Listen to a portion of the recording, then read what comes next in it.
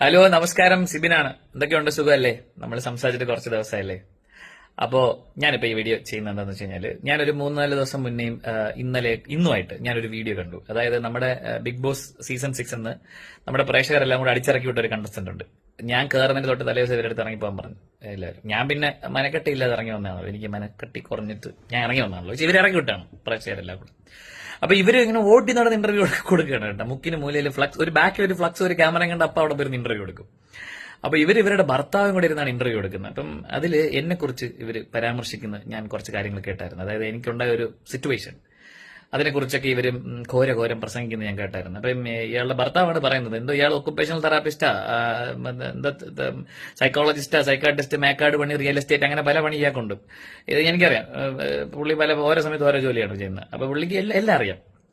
ഭൂമിക്ക് താഴെയുള്ള എല്ലാ പണിയും അറിയുന്ന ഒരാളാണ് പുള്ളി. ഇപ്പൊ പുള്ളി പറയുന്നു, എന്നെ കുറിച്ച് പുള്ളി കുറെ ഒബ്സർവേഷൻസ് നടത്തിയിട്ട് പറയുന്നുണ്ടായിരുന്നു. പുള്ളി ഭയങ്കര വീഡിയോയിലൂടെ ഒബ്സർവ് ചെയ്തിട്ട്, നമ്മൾ സൈക്കോളജിസ്റ്റ് ഒക്കെ വീഡിയോ കണ്ട് ഒബ്സർവ് ചെയ്തിട്ടാണല്ലോ എല്ലാം തീരുമാനിക്കുന്നത്.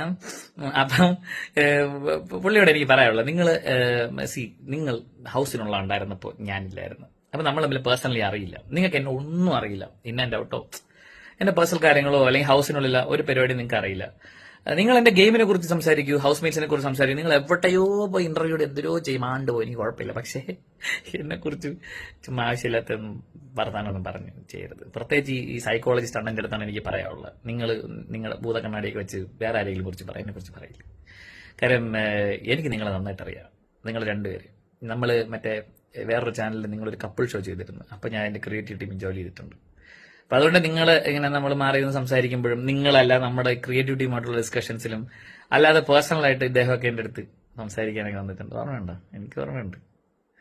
ഓർമ്മയുണ്ടോ ജെയിൻ ചേട്ടാ? വെറുതെ എന്നെ കൊണ്ട് ജെയിൻ ചേട്ടന്റെ കോഴിക്കഥകൾ പറയിപ്പിക്കരുത്. വലിയ ഞാൻ പറയുന്നില്ല അണ്ണ. അപ്പോ എന്നെ വിട്ടേക്ക്. നിങ്ങൾ എന്തോ നിങ്ങൾ എന്തെങ്കിലും ചെയ്യും, എന്നെ വിട്. അപ്പോ അത്ര എനിക്ക് പറയാനുള്ളൂ. അപ്പൊ എന്നാ ശരി.